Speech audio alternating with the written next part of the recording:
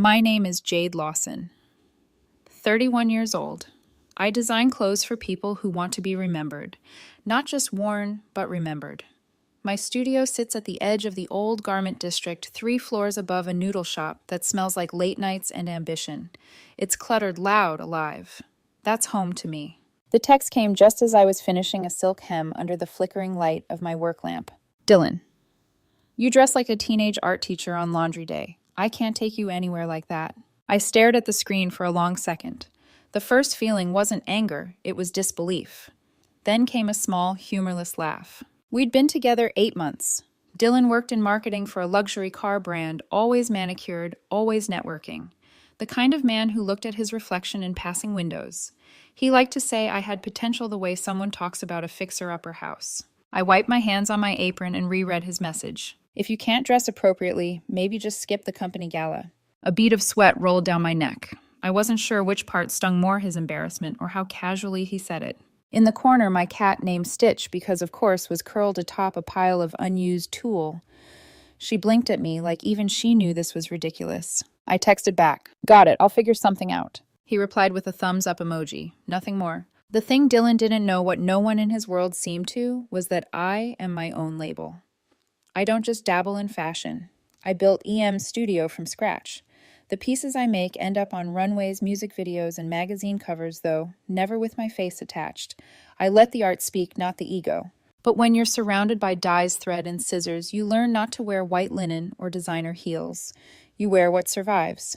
For me, that meant faded jeans, tank tops with chalk smudges, hair tied up with measuring tape. It was my uniform of creation, not neglect. Still, his words echoed. You dress like a teenage art teacher on laundry day. Funny. My laundry day hands had stitched gowns that sold for more than his quarterly bonus. I set down my scissors and stared at the roll of midnight blue silk resting on my table. Imported from Lyon. Cost me 3 months of savings when I first opened shop. I'd been saving it for something special. Something that meant something. Maybe this was it. 2 nights later, Dylan invited me to dinner. Business casual, he said, which I've learned translates to look like me, not you. The restaurant was one of those dimly lit, wine-by-the-glass places where everyone pretends to enjoy microgreens. Dylan was already there, seated with a group of coworkers. He waved me over with a smile that didn't quite reach his eyes. "Hey, babe," he said, standing just long enough to show courtesy. "Everyone, this is Jade." One of his colleagues, a woman named Sophie, looked me up and down. "Oh, you're the creative type, right? Dylan said you make costumes." "Designs," I corrected softly. She smirked. "Right, for like theater." Before I could respond, Dylan jumped in. "She's trying to get her business off the ground. You know how passion projects are." I felt my jaw tighten. Trying. My last client had been on the cover of Elle France, but I smiled anyway. "You must be excited for the gala," Sophie continued. "Dylan says it's black tie. Will you be renting something nice?" "I think I'll manage." Dylan coughed. "We're still figuring out what she's going to wear." I nodded, slow and polite. Inside, something in me shifted. The kind of shift you feel right before fabric tears quiet, inevitable, final. Back home, I stood in front of my workshop mirror. My reflection was raw hair, undone skin, glistening with effort, jeans stiff with dried paint. This was me. This was the woman who built beauty with her own hands. But to him, I was an eyesore, a liability in public. He wanted perfection for one night. I could give him that. I ran my fingers along the silk again. Midnight blue with a silver shimmer under light. It felt like the night sky holding its breath. I knew exactly what I would make a gown that could silence a room. While the city outside hummed, I cut the first pattern. Each slice of fabric was a small rebellion, each stitch a whisper. "You don't get to define me." A week passed. Dylan kept texting reminders. "Remember, it's formal. Maybe go simple. Don't overdo it.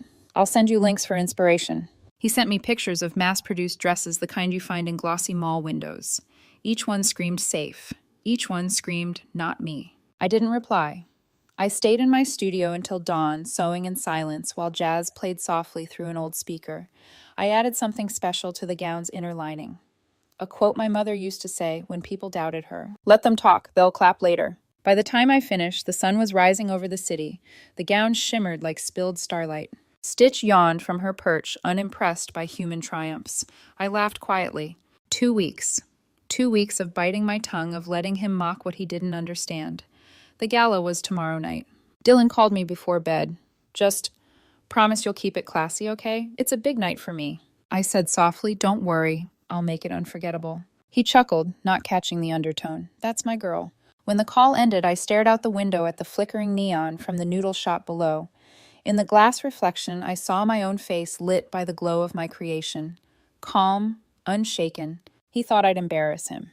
He had no idea I'd been preparing to expose him without saying a single cruel word. The night air smelled of soy sauce and rain. Somewhere inside, something healed. The days leading up to the gala felt like waiting for a storm. Not the loud kind with thunder and rain, but the quiet kind that makes the air thick, the kind that makes you listen for what's coming. Dylan had grown smug. The more he criticized my wardrobe, the more confident he became in his self-appointed role as my style coach. He'd show up at my apartment unannounced, holding shopping bags. Babe, he'd say with a forced grin, I saw this on sale. Maybe try it for the gala. He pulled out a pale pink dress made of synthetic satin that clung to every fingerprint. It looked like something a bridesmaid would wear in 2007. I smiled faintly. It's very pink. He grinned, missing the point. Right feminine. Classic. I mean, you could use a little polish. There it was. That word again. Polish. He said it like I was a scuffed shoe, something that needed buffing before it could be seen in daylight. When he left, I hung the pink dress in my studio right beside the midnight blue gown I was secretly working on. The contrast made me smirk. One screamed safe. The other whispered, don't blink. The following weekend, his best friend Sophie invited us to brunch. She worked with Dylan and clearly enjoyed her role as the unofficial spokesperson of his image. As soon as I sat down, she leaned across the table and smiled too sweetly. So Jade, did you find something decent to wear yet? Decent, I repeated, raising an eyebrow. She giggled, sipping her mimosa. You know what I mean. The company has standards. No offense, but your bohemian vibe might confuse the sponsors. Dylan didn't even flinch. He just nodded, agreeing silently. I cut my pancakes slowly, deliberately. Oh, don't worry. I'll make an impression. Sophie laughed like it was a joke. Just not the wrong kind, right? Dylan gave her a look that said stop, but the damage was done. They didn't know it, but every comment, every side-eyed smirk, every condescending suggestion was sewing another thread into something I was crafting, not fabric, but a moment. At night, I poured that quiet humiliation into my work. Each stitch of the gown became a confession. Each glittering bead an answer I'd never say aloud. The dress evolved like a secret rebellion, long fluid lines of midnight silk that caught light like liquid. I embroidered faint silver constellations across the back, inspired by the night sky over my workshop's skylight. It wasn't about revenge, not exactly. It was about truth. If he wanted to see what appropriate looked like, I'd show him the art he kept underestimating. 3 nights before the gala, Dylan dropped by again. This time, he seemed nervous. He glanced at the piles of fabric in my studio. So, did you get something, you? I smiled softly. I did. He squinted, suspicious. Can I see it? Not yet, I said. It's a surprise. He frowned. Jade. This isn't the time for surprises. My boss will be there. Investors. It's important that we look compatible, I finished for him. I was going to say presentable. Don't worry, I said calmly. You'll look fine next to me. He hesitated, clearly unsure if that was reassurance or a threat. That night, as I stitched the final seam, I caught my reflection in the window. My face looked different, not harder, just steadier. I thought about how women like me, artists, builders, dreamers, were often told to shrink, to soften, to make others more comfortable.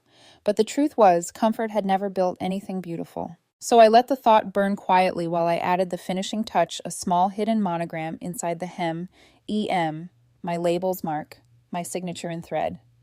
The next evening, while Dylan was out networking, I took a moment to test the gown under real light.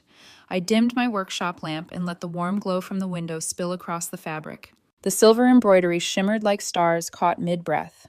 I turned slowly, and for the first time in a long while, I saw myself, really saw myself. No frills, no apology, just a woman who built something magnificent from her own pain. The phone buzzed again. Another text from Dylan. Please don't make this about proving a point. It's my night too. I stared at the screen, then set the phone down. Maybe that was the difference between us. For him, it was about appearance. For me, it was about truth. I turned off the light and whispered to the gown, tomorrow they'll all see what you see every day. The silk swayed slightly, as if nodding in agreement. And in that dim room, full of fabric and quiet revenge, I smiled, not the bitter kind, but the calm, certain kind that only comes when you already know how the story ends. The night of the gala arrived like the closing scene of a film I'd already seen in my head 100 times. Rain slicked the streets, turning the city lights into rivers of gold. My taxi stopped in front of the Glassmore Hotel, all marble columns and crystal chandeliers glowing through tall windows. I didn't tell Dylan I'd be arriving separately. He'd texted earlier, still half patronizing. Remember black tie. Don't overthink it. I looked at my reflection in the car window before stepping out. The midnight blue gown shimmered like still water, the silver constellations faint until they caught the light. My hair was swept back, simply nothing extravagant, because the dress itself breathed confidence. No need for noise when you are the moment. The doorman blinked, then smiled wide. You look extraordinary, ma'am. Thank you, I said, stepping inside. The ballroom was a galaxy of suits and satin laughter and champagne flutes clinking under chandeliers. Dylan was by the bar, surrounded by his coworkers. His back was turned. I caught him mid-laugh, easy, comfortable, playing the part. Then he turned.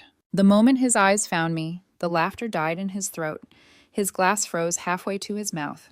Conversations around us dulled, like the sound had been vacuumed out of the room. I walked toward him, slow, deliberate, every step echoing on the marble. Hi, Dylan. Jade. His voice cracked slightly. You look presentable, I offered gently. His co-workers exchanged looks wide-eyed. One of them, a tall man in a dark suit, finally spoke. That dress is that. Before Dylan could answer, another voice joined in from behind him, older, commanding. Magnificent piece, said Mr. Fitzgerald, Dylan's CEO. That's hand embroidery, isn't it? He stepped closer, inspecting the silver constellations glimmering under the lights. The craftsmanship exquisite. Who's the designer? I smiled politely. That would be me. A silence, then a sharp inhale from Sophie, who had suddenly appeared at Dylan's side. Wait, you made that? Yes. Mr. Fitzgerald's brow lifted. Jade Lawson. I nodded once. That's right. Good God, he said, his whole expression shifting. My wife has 3 of your pieces. We tried for months to get on your custom list. All at once, the temperature in the room changed. Whispers spread, recognition dawning. Sophie looked like she'd swallowed a lemon. Dylan's expression was somewhere between pride and terror. Mr. Fitzgerald extended his hand. It's an honor. We're actually discussing a rebrand for our luxury division. I'd love to have your perspective sometime. Of course, I said smoothly. We can schedule something. He turned to Dylan, oblivious to the tension strangling the air. You didn't tell us your girlfriend was that Jade Lawson. You've been keeping secrets, son. Laughter rippled through the group. Dylan tried to recover. I didn't think it was relevant. Not relevant, Mr. Fitzgerald chuckled. You're dating one of the most talented designers in the city. I smiled faintly, watching Dylan's throat tighten. He likes to keep things low profile, I said. The table laughed again, not realizing the knife in that line. The rest of the evening unfolded like a symphony of poetic justice. Everywhere I turned, people asked for business cards, collaboration, inquiries, compliments that Dylan used to downplay as hobby talk. One of his coworkers, Trevor, leaned over at one point and said under his breath, You know, Dylan told us you were trying to start a little online shop. I didn't realize you were the shop. I met his gaze calmly. He tends to underestimate things he doesn't understand. Trevor smirked. Guess he's learning tonight. Later, as the music softened and the champagne dulled the buzz in the room, Dylan pulled me aside. His hand trembled slightly against my arm.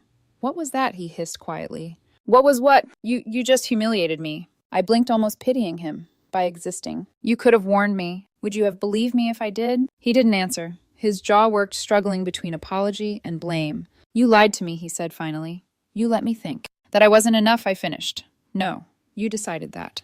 He opened his mouth, but before he could speak, Mr. Fitzgerald called out across the room, Jade, we're gathering for photos. Come join us. I smiled sweetly. Excuse me. It's my turn to look appropriate. And I walked away, the silver constellations of my gown shimmering under chandelier light, like stars escaping orbit. When the night ended, I stepped outside alone. Rain had stopped. The city smelled of wet pavement and expensive perfume. I stood by the curb, exhaling a slow breath I didn't realize I'd been holding. The irony hit me. Then Dylan had spent months embarrassed by how I looked, and tonight he was the one shrinking behind me. I caught my reflection in a hotel window. The gown glowed faintly under the street lamp. A quiet smile tugged at my lips. He wanted someone who made him look good. Instead, I made him invisible. The taxi arrived. I gathered the hem of the dress, stepped inside, and didn't look back. For the first time in months, I woke up smiling. Not because everything was perfect, far from it, but because everything was clear. The night of the gala had gone viral in Dylan's office. Word spread faster than spilled champagne. Someone had posted a group photo from the event, the shot where Mr. Fitzgerald's hand rested proudly on my shoulder, praising the brilliant designer, Jade Lawson. By morning, the comments section was chaos. Wait, wasn't that the girlfriend he said was unemployed? This is the same Jade from EM Studio. Imagine calling your fashion designer girlfriend a mess because she doesn't wear Zara. I didn't share or comment. I didn't need to. The truth was already working for me. Dylan, however, was unraveling. He called me 6 times before noon. When I finally picked up, his voice was shaky, but defensive, like someone trying to sound calm while the house behind them burns. Jade, we need to get ahead of this, he said. People are talking. About what? About last night. They think I didn't know who you were. You made me look like an idiot. Did I said quietly. Or did you do that yourself? He sighed, the sound of a man used to controlling a narrative. Look, can we at least align on what to say? Like you never mentioned the name of your label, right? So technically, this was a misunderstanding. Dylan. My tone cut clean through his PR panic. You told your colleagues I was a struggling hobbyist. You told them you were embarrassed by me. What part of that was a misunderstanding? Silence. Finally, he said softly, I didn't mean it like that. Then how did you mean it? His sigh deepened. You have to admit, Jade, you can come across unconventional. I closed my eyes, exhaling slowly. That's what creativity looks like, Dylan, not confusion. By afternoon, he'd switched tactics. A new Instagram post appeared on his feed. So proud of my talented girlfriend at Jade Lawson Studio. Couldn't be happier to support her journey. The photo A zoomed in crop from the gala, his arm half visible beside me, like he'd been there all along, beaming with pride. The comments weren't kind. Bro, weren't you embarrassed by her last week supporting her journey after she carried the whole night? He deleted the post within hours. That night, he showed up at my studio. I almost didn't open the door, but curiosity got the better of me. He stood there, dark circles under his eyes, holding a bottle of wine like an offering. Jade, can we talk? I folded my arms. Make it quick, I'm working. He looked around, scanning the racks of gowns and sketches pinned across my wall. I didn't realize how successful you were. You always dressed so... He trailed off, searching for a word that wouldn't make him sound worse. So normal, I offered. He nodded weakly. Yeah, I thought you didn't care about appearances. I don't, I said, returning to my sewing table. That's what makes me different from you. He flinched, but pressed on. Look, I messed up, okay? I was insecure. I wanted to impress my boss, and I projected that on you. Projecting, I repeated, almost amused. You didn't project. You belittled, repeatedly. He set the wine down. Can't we start over? I turned to him, leaning against the table, calm but sharp. You had 8 months to start over, Dylan. You just kept pressing repeat. After he left, I sat alone in my workshop, surrounded by the hum of sewing machines and faint jazz. For the first time, I felt the exhaustion not of heartbreak, but of carrying someone else's expectations like extra weight. I thought about the countless women who'd been told to shrink themselves to smile softer, talk quieter, dress better, just to soothe a man's ego. Not anymore. A few days later, I met with Mrs. Fitzgerald, the CEO's wife. She'd called after the gala, her tone bright and curious. Jade, darling, I've been obsessed with that gown since I saw you walk in. My friends can't stop talking about it. How soon can we collaborate? We met at a cafe overlooking the river. She wanted to launch a charity fashion line limited edition proceeds going to women's shelters. I agreed instantly. When she raised her glass, she smiled knowingly. Your story will sell itself. Everyone loves a comeback. I smiled a little sadly. It's not a comeback when you were never the one who fell. Back at my studio, the news of the collaboration spread. Orders poured in. A journalist reached out for an interview. My inbox overflowed with inquiries from people who'd never looked twice at that messy designer in jeans.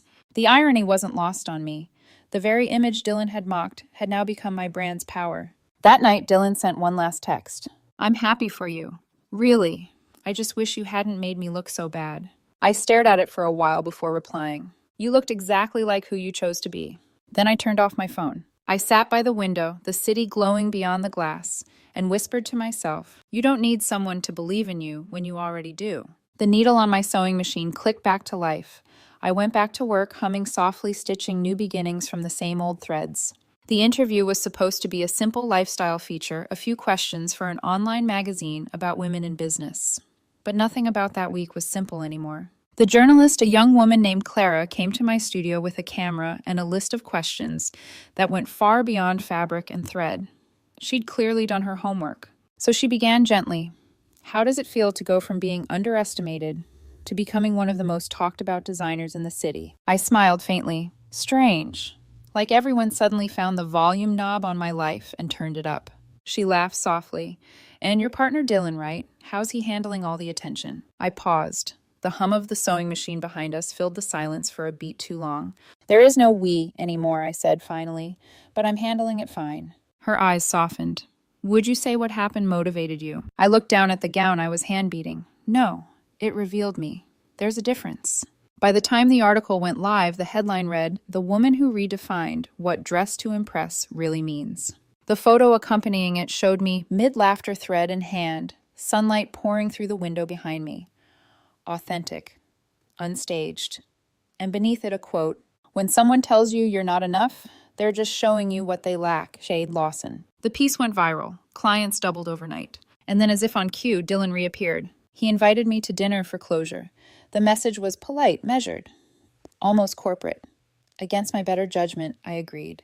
Part of me wanted to see if he'd changed. The rest of me wanted to be sure that I had. The restaurant he chose was pretentious gold accents, imported roses, the kind of place that mistakes silence for sophistication. When I arrived, the hostess led me not to a table for two, but a round table with 4 place settings. My stomach sank. Then I saw them Dylan's parents. His mother, Eleanor, wore a string of pearls and the kind of polite smile that never reached her eyes. His father, Charles, was already half a glass into an expensive bottle of wine. Dylan stood awkwardly gesturing for me to sit. Jade, I hope you don't mind. I thought it'd be nice for my parents to meet you.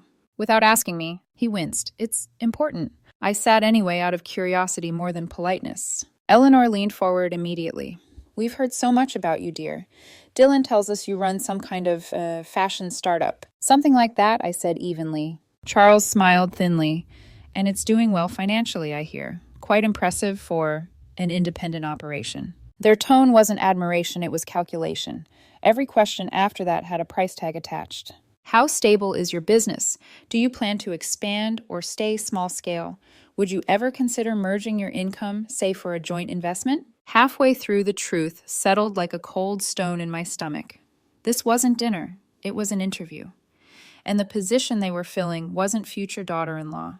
It was financial insurance policy. I set down my fork carefully. I think there's been a misunderstanding, I said softly. I design clothes, not lifeboats. Eleanor blinked. Pardon? I turned to Dylan, my voice calm but surgical. You told them, didn't you, that I could help you upgrade your lifestyle? Dylan swallowed hard. It wasn't like that. It was exactly like that. Charles cleared his throat, uncomfortable. Now there's no need to get emotional. I'm not emotional, I interrupted.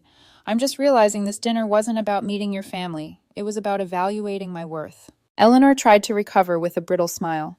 We just want what's best for our son. Then maybe let him earn it, I said. The table fell silent.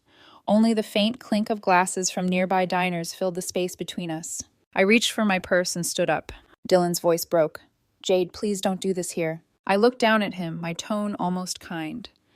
This is the last time you'll have to be embarrassed by me, Dylan. You can stop worrying about how I make you look. He didn't move. His mother's lips parted like she wanted to say something, but I didn't give her the chance. As I walked away, the host tried to hand me my coat. I shook my head. Leave it. I like the chill. Outside, the air was cool cleansing. For a moment, I just stood there under the golden light of the restaurant sign, breathing. When I finally got home, I noticed something caught on the back of my dress, a single silver thread pulled loose from the hem. It dangled and swayed as I walked through the door, shimmering faintly under the lamp. I smiled. A loose thread, the last connection to a pattern I'd finally decided to stop fixing. I pulled it free, tied it in a tiny knot around my finger, and whispered, "For every woman who's ever been told to look smaller, may she never learn how." Then I let the thread fall. The silence after that dinner didn't last long. It never does with people like Dylan, the ones who can't stand being painted in anything less than flattering light. A few days later, my phone started buzzing nonstop. At first, I thought it was about my latest collection. Then I saw the headlines. Influencer Dylan Ross opens up about emotional manipulation by designer X. He'd gone public. There he was, perfectly lit in a casual interview setup, playing the role of the misunderstood boyfriend. She hid who she really was, he said solemnly. I thought we were building a life together, but she was testing me, making me feel small so she could have the upper hand. I was blindsided. I could almost hear the script in his tone, the victim narrative, the tragic romance turned cautionary tale. He'd always been good at controlling perception. He just forgot that now perception wasn't his to control anymore. The comments split in half. Some called me cold. Others saw straight through him. Funny how he didn't seem manipulated until she became successful. Man's ego couldn't survive her spotlight. Every woman knows a Dylan. I didn't respond. I didn't post. I didn't even flinch. Because silence, real, deliberate silence, can be louder than any defense. 2 days later, my assistant Mia rushed into the studio. You need to see this, she said, handing me her phone. It was a direct message from Mrs. Fitzgerald. I saw Dylan's interview. My husband and I are so sorry you're dealing with that nonsense. By the way, I'd still love you to design something special for our anniversary. The whole city's talking about you for all the right reasons. I laughed softly, the sound a mix of disbelief and relief. When I met Mrs. Fitzgerald for the design consultation, she leaned in conspiratorially over her espresso. You know, I heard Dylan's side first, she admitted. But then I remembered the way he spoke to you at the gala, condescending, dismissive. It was written all over his face. I smiled. I guess perception catches up eventually. She grinned, and karma has great taste and timing. While Dylan's story was fading, mine was growing. The collaboration with the Fitzgerald Foundation went viral, not because of the clothes, but because of the message. Each limited edition gown came with a small, silver tag engraved with a quote, "You can't outshine a woman who stopped needing permission to glow." Orders flooded in. Celebrities posted about it. And every time my name appeared in an article, his narrative lost traction. He'd tried to drag me back into the mud, but I was already walking on marble. One evening, around closing time, I heard a knock on the glass door of my studio. When I looked up, I froze. Dylan stood outside, no cameras, no entourage. Just him, drenched from the rain, clutching a crumpled umbrella. Against my better judgment, I unlocked the door. He stepped in dripping water onto the polished floor. Jade, he began softly, can we talk? I crossed my arms. You already did, on camera. He flinched. That was a mistake. The PR guy said it would help. I felt like I lost control of everything. Because you did, I said evenly. He looked around the studio, the gowns, the sketches, the framed article on the wall. You're everywhere now. Everyone's talking about you. That's the thing about truth, I said. It's louder than lies, but it takes patience. He took a slow breath. I never meant to hurt you. I tilted my head. But you did, over and over. Not because you didn't know better, but because you did, and you didn't care. His eyes glistened. I loved you before all this. No, I said softly. You loved the version of me that didn't challenge you. The one who dressed down, smiled quietly, and made you feel taller. He stepped closer, voice breaking. Can't we try again? I shook my head. You want forgiveness so you can feel good about yourself. That's not the same as being sorry. For a moment, his shoulders sagged. Then something desperate flashed in his eyes, a familiar, ugly defensiveness. He pulled out his phone and started recording. Say it, he said quietly. Say you're done with me, that you never loved me. I almost laughed. You still think this is a show, don't you? Jade, please. I took a step forward, my voice calm, steady. You want content, fine. Here's your clip. I looked straight into his camera. Love isn't supposed to humiliate you. It's supposed to see you. You didn't lose me, Dylan. You let me outgrow you. He lowered the phone, slowly, speechless. Then I opened the studio door. Good night, Dylan. He stood there for a long time, soaked his reflection, fractured by the glass, as I locked the door behind him. Later that night, Mia texted me a screenshot. Someone had leaked part of Dylan's video online, the part where I spoke. It spread like wildfire. Within hours, the clip had millions of views under the tag, #OutgrowYou. Women everywhere were stitching the sound, sharing their own stories of walking away from belittling relationships. For the first time, my voice, not just my designs, had become part of something bigger. I closed my laptop, leaned back in my chair, and smiled to myself. He'd come to destroy my peace. Instead, he'd amplified my purpose. 3 months passed. Enough time for the noise to fade, for the headlines to be replaced by newer scandals, newer stories, newer heartbreaks. But mine had settled into something quieter, something steady. The storm had cleared, and what remained was clarity. My studio had changed. The walls that once felt too empty now buzzed with energy assistants cutting patterns, clients dropping by with flowers. music floating through the air. There were laughter and late nights again, but this time they weren't fueled by survival. They were fueled by purpose. On one wall hung a framed printout of that viral quote that started it all. "You didn't lose me. You let me outgrow you." Every day, women would message the studio page with stories about the jobs they left, the marriages they ended, the dreams they'd started chasing again. Some wrote that they'd bought one of my dresses just to feel visible for the first time in years. And maybe that was what all this had been about, not revenge, not redemption, but visibility. One morning, Mia burst into the studio with a grin. "Guess who's on the front page of Elle?" She laid the magazine on my table. There it was, Jade Lawson, the woman who sewed power back into femininity. I laughed. "They make it sound like I stitched a revolution." "Maybe you did," she said, handing me my coffee. A week later, I was invited to a charity gala, this time as the honored designer. Same venue, same chandeliers, different world. As I walked through the marble foyer, I caught a glimpse of myself in the mirrored wall. No glittering gown tonight, just a sleek black jumpsuit, silver earrings, hair pulled back. Confident, effortless. People greeted me by name. Cameras flashed. I smiled politely, but my focus stayed grounded.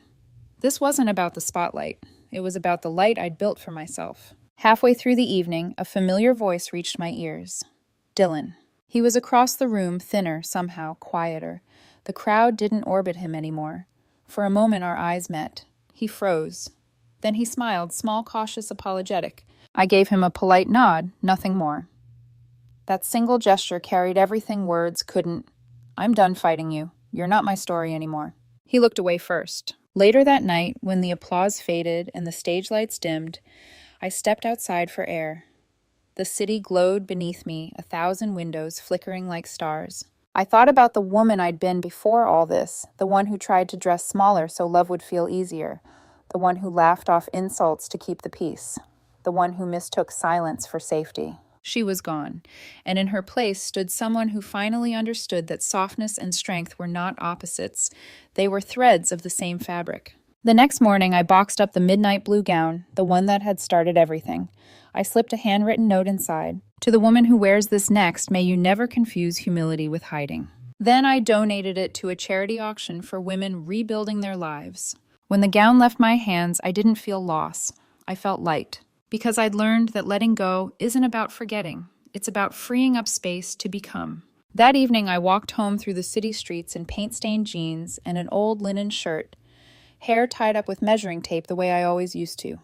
A teenager passing by glanced at me, then did a double take. "Wait, are you Jade Lawson?" I smiled. "Sometimes." She beamed. "I love your work. You make me want to design." "Then you should." I said, "Don't wait for anyone to tell you when." She nodded shyly and walked off, and for a moment I just stood there watching her disappear into the crowd, like a glimpse of my younger self walking free for the first time. Back at the studio, the city lights flickered through the windows as I turned on the sewing machine. The needle clicked in rhythm, steady and sure. And as the thread caught the light, I whispered softly, "When someone's ashamed of you at your simplest, they don't deserve you at your masterpiece." A pause. Then with a smile, "Style fades, character doesn't." The machine hummed on, stitching another chapter, another chance, another life. And this time every piece began with peace.